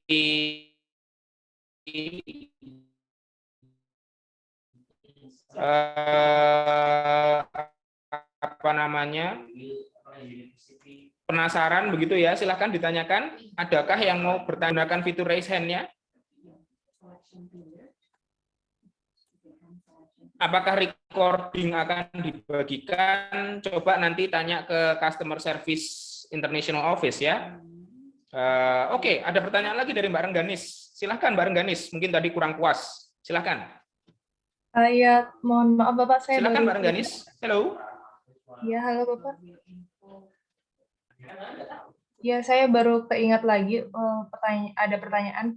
Tadi kalau nggak salah untuk minta surat rekomendasi ke fakultas itu kita sudah menyerahkan ini ya Pak, hasil tes bahasa Inggris ya. Berarti sebelum minta rekomendasi itu kita sudah harus tes dulu atau bagaimana ya Kak? Bagaimana ya Pak? Saya masih sedikit bingung. Oke, ya, jadi untuk mendapatkan rekomendasi di tingkat fakultas, teman-teman harus sudah punya bukti bahwa teman-teman sudah dan memenuhi prasyarat, ya, English Proficiency Test, begitu. Jadi nanti setelah dokumen lengkap, maka akan segera diproses di tingkat fakultas. Untuk kemudian nanti nama-nama teman-teman yang lolos di tingkat fakultas akan dimintakan rekomendasi di tingkat universitas. Begitu Mbak Rengganis?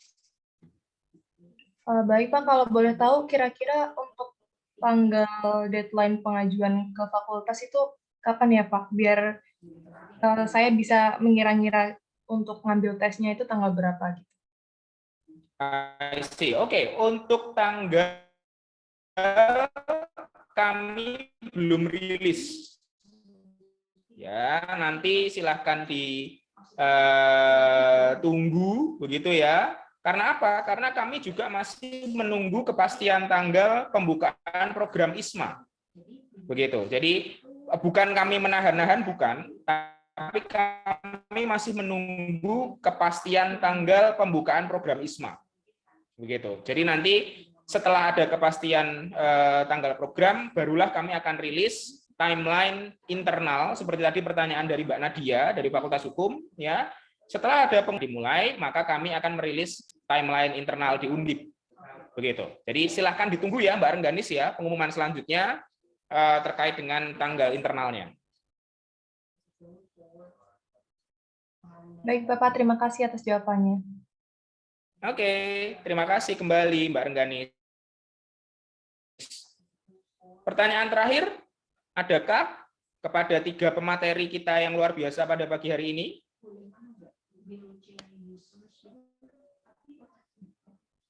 Tidak ada pertanyaan terakhir ya?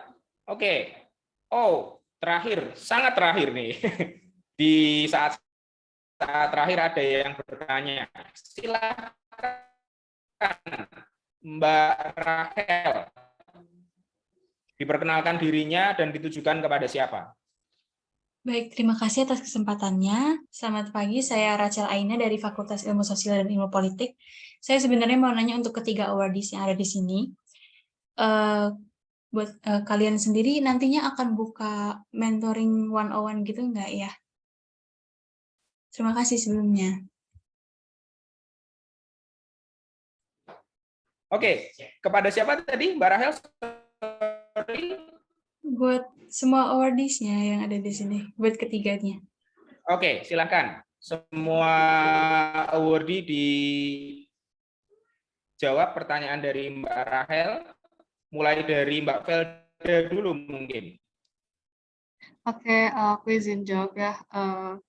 Kalau mungkin yang formal banget enggak ya, cuma aku terbuka kalau misalkan mau dibantu dengan proofreading essay, terus interview mungkin juga bisa. Jadi kalau misalkan udah lolos seleksi pemberkasan.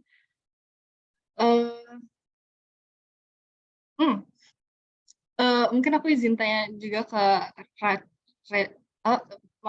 Rachel, kalau kamu sendiri butuhnya mentoring apa gitu kira-kira? Aku sendiri sih butuhnya mentoring esai, soalnya tahun lalu kurangnya di esai. Oke. So yeah, kayaknya I'm open to proofreading atau ya itu sih. Oke, Chat makasih Kak. aja nanti di Instagram. Makasih Oke, kembali. makasih Kak.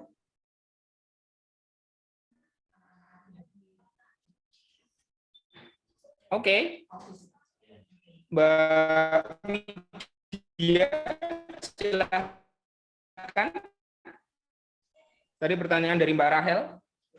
Kalau aku personally, kalau untuk mentoring secara intensif, benar-benar intensif itu kayaknya aku belum bisa ya, karena semester ini aku harus ngerjain TA sama aku juga nanti bulan Maret itu mau magang. Dan kebetulan magang itu lama sekitar 3 bulan gitu, tapi kalau misalkan kayak tanya-tanya secara casual itu masih bisa sih aku kayak buat proofreading atau bantu-bantu bikin essay sama interview juga aku kayaknya bisa. Tapi kalau untuk yang secara intensif itu aku kayaknya belum bisa sih. Gitu.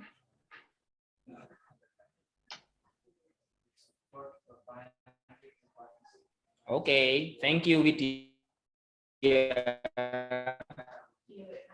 Jessica, pertanyaan dari Rachel, silakan dijawab.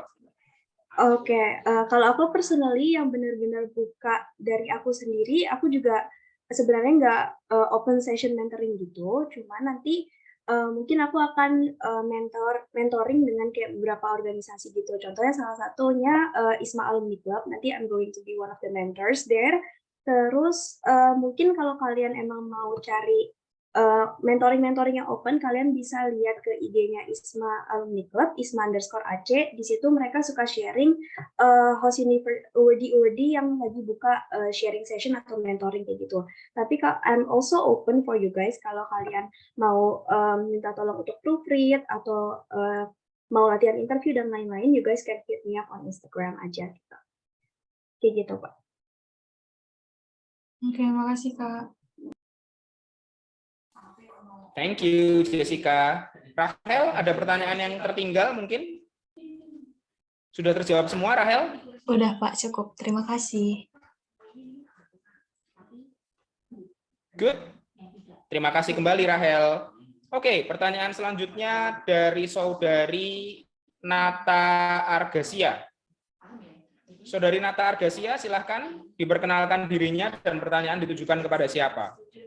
Oke, terima kasih Pak. Saya ada Natar Gacia dari Administrasi Publik FISIP. Saya izin bertanya, mungkin pertanyaan saya hampir sama kayak Rahel, tapi mungkin saya tujukannya maksudnya bukan mentoring one-on-one kepada kakak awardee yang udah keterima ISWA, tapi mungkin dari Undipnya sendiri apakah ada mentoring khusus ya Pak? Soalnya kayak teman-teman saya dari Universitas Jambi dan universitas lainnya juga itu mereka untuk kantor internasionalnya itu buka sesi mentoring eksklusif untuk beberapa mahasiswa yang ingin mendaftar ISMA, Pak. Seperti itu, terima kasih.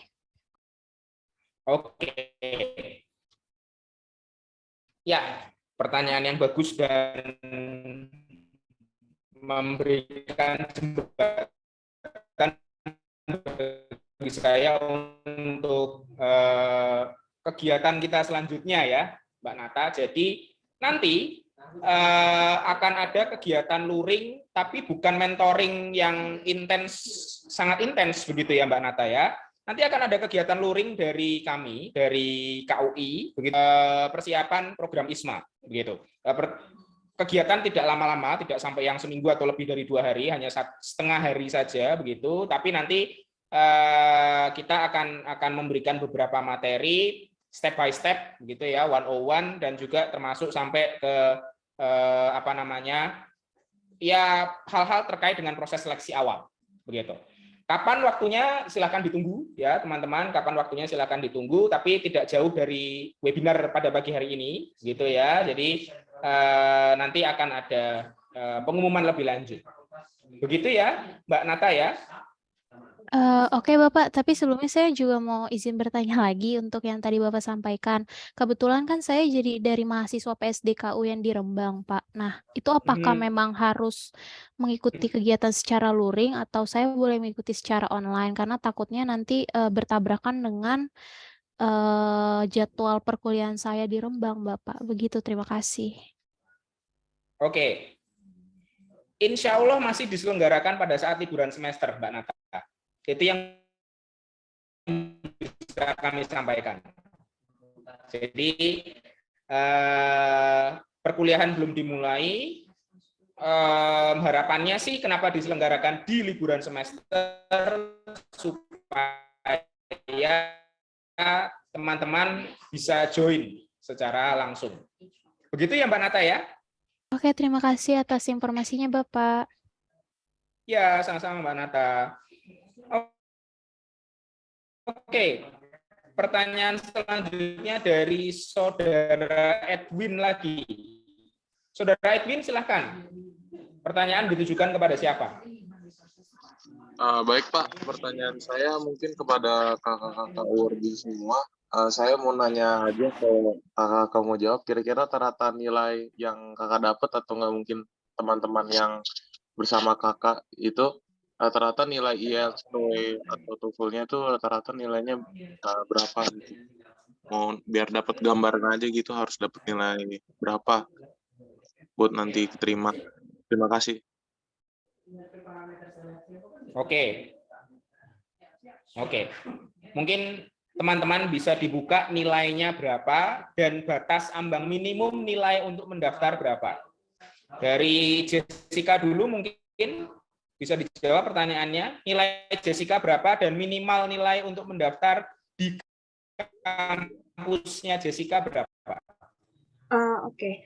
Kalau di University of Glasgow sendiri, minimum IELTS-nya itu 6 skornya, tapi kemarin kita award di Glasgow itu semua IELTS-nya antara 7,5 sampai 8, seperti itu.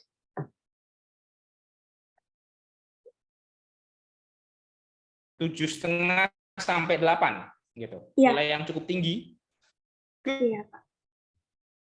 Good for you. Oke.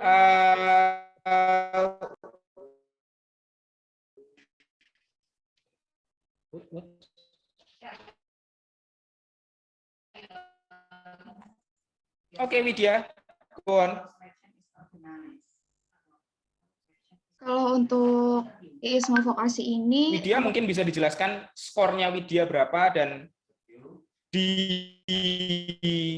Coventry.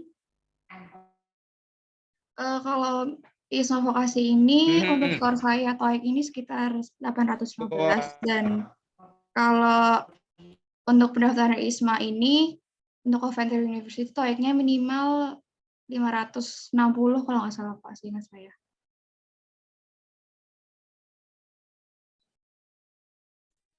Halo.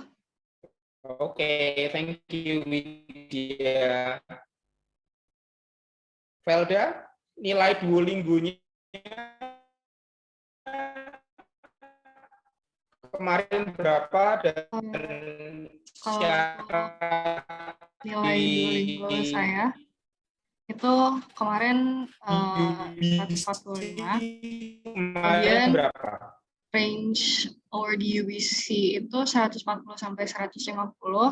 Kalau untuk UBC sendiri nerima IELTS minimal 6,5, TOEFL minimal 90 dan Duolingo minimal 125. Tapi untuk Duolingo sendiri sebenarnya Indonesia nggak termasuk ke negara yang boleh submit Duolingo. Jadi kemarin itu dibolehin cuma karena habis pandemi. Gitu. Jadi kalau misalkan mau ke UBC disaranin either TOEFL atau IELTS aja.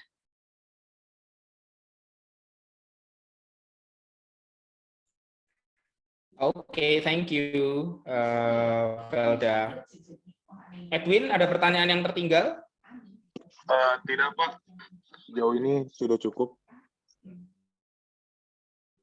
Oke, terima kasih Edwin. Pertanyaan terakhir ya sebelum penutupan acara. Pertanyaan dari Zara. Silahkan diperkenalkan dirinya dan pertanyaan ditujukan kepada siapa?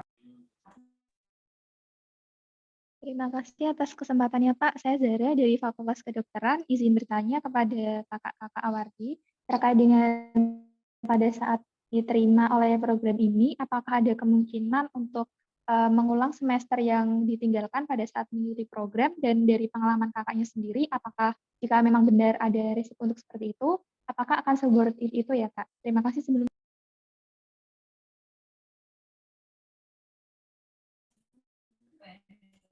Oke. Mungkin kalau pertanyaan yang ini akan saya jawab ya. Jadi bukan mengulang semester yang ditinggalkan ya Zara ya, tapi kemudian nanti akan ada proses rekognisi nilai begitu. Jadi nanti setelah kembali lagi ke Indonesia, Mbak Zara ya itu akan melanjutkan proses studinya di Indonesia. Jadi bukan satu langkah mundur, tapi akan melanjutkan lagi proses studinya di Indonesia.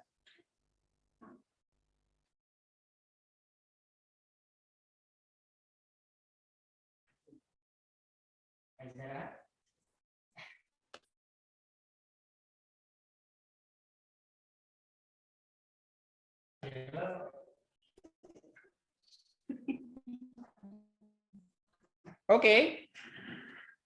Saudari Zara, sudah jelaskah? Baik Pak, terima kasih. Ya, dianggap sudah jelas ya Saudari Zara ya. Nah. Mohon maaf Pak, izin bertanya kembali, apabila semisal dalam sistem kami di sini SKS-nya itu seperti sudah ditentukan seperti itu Pak, apakah nantinya juga akan diterima SKS dari sananya seperti itu nggih Pak? Sorry, gimana Zara? Bisa diulangi? Pertanyaannya bisa diulangi? Mohon maaf Pak, tadi sepertinya Bapak menyampaikan bahwa nantinya akan ada proses rekognisi. Namun apakah ini tergantung juga pada fakultasnya, apakah mau menerima atau tidak? Iya, jadi inilah pentingnya teman-teman sekalian yang berniat untuk mendaftar program ISMA untuk berdiskusi dulu dengan Kaprodi. Ya, jadi nanti teman-teman diskusi dulu dengan Kaprodi mengenai mata kuliah apa yang akan diambil dan nanti proses rekognisinya seperti apa. Jadi nanti ketika sudah pulang ke Indonesia, teman-teman tidak kebingungan. Ya, teman-teman akan lebih lancar dalam proses rekognisinya. Ya, mata kuliah yang diambil di kampus tujuan teman-teman ya, kepada teman-teman yang akan mendaftar. Silakan berdiskusi dulu dengan Kaprodi Anda masing-masing, ya. Lalu kemudian bagaimana prosesnya nanti ditentukan oleh Kaprodi Anda masing-masing. Seperti itu ya, Mbak Zara ya. Terima kasih banyak ya Pak.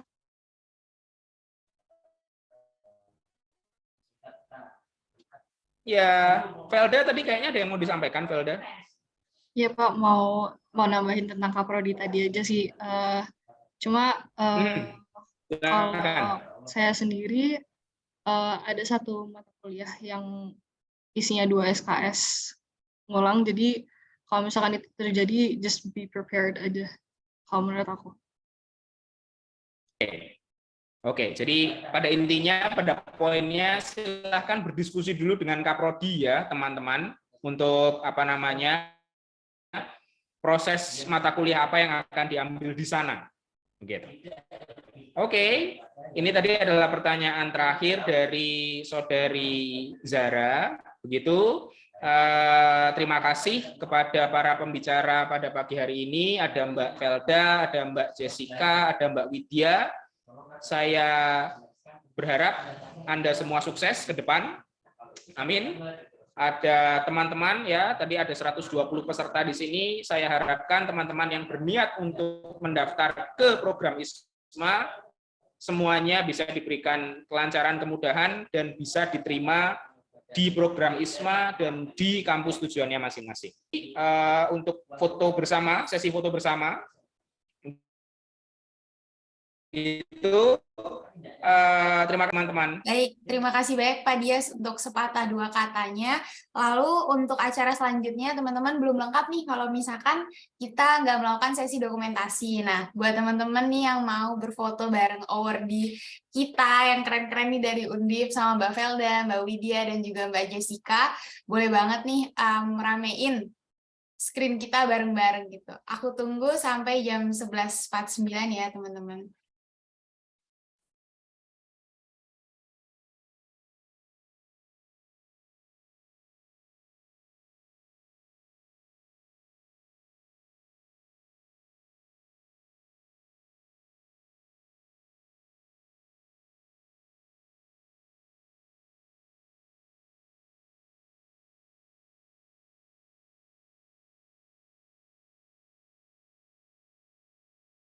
Baik, karena untuk mempersingkat waktu juga, kita langsung sesi dokumentasi bareng-bareng ya teman-teman.